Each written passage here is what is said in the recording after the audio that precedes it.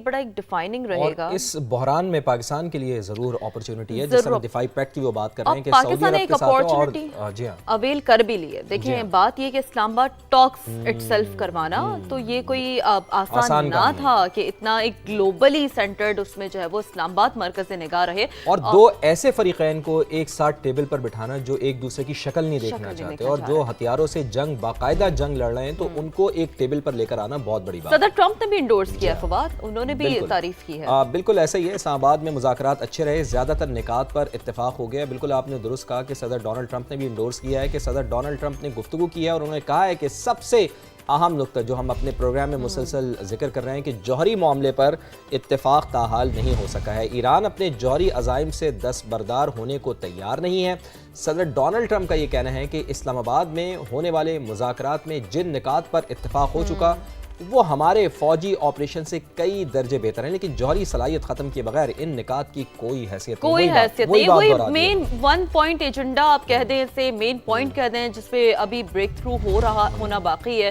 امریکی صدر کا کہنا تھا کہ اس صورتحال سے کیسے نکلنا ہے یہ ایران کو زیادہ پتا ہے. مناسب وقت پر ہماری فوج ایران میں جو کچھ بچا ہے اسے بھی ختم کر دے گی. بہرحال یہ تو ایک امریکی صدر کا انداز ہے کہ وہ جی بات بھی کرنی ہے، تھوڑا بہت نا دھمکی بھی دینی ہے، لیکن پھر یو ٹرن بھی لے لینا ہے، یہ بھی ہے. ایبسولوٹلی.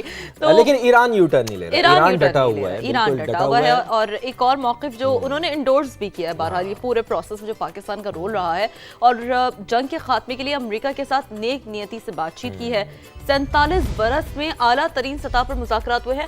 یہاں پر فواد ہم یہ بات ضرور کوٹ کریں گے، جیسے کہ کل ہمارے پینلسٹ بھی یہ کہہ رہے تھے نا کہ 47 سال سے چیزیں سٹینڈ سٹل تھیں، وہ تو 47 گھنٹوں میں بھی اپنا اتنی توقع، آپ کو اتنی ہائی ایکسپیکٹیشنز بہرحال نہیں رکھنی چاہیے کہ فوراً سے وہ معاملات حل ہو جائیں گے. لیکن ایک چیز بالکل اٹ وڈ ٹیک ٹائم. بالکل آپ نے درست کہا، چونکہ 47 سال کا یہ بیک لاگ ہے جس کو ایک ختم ہونا ہے.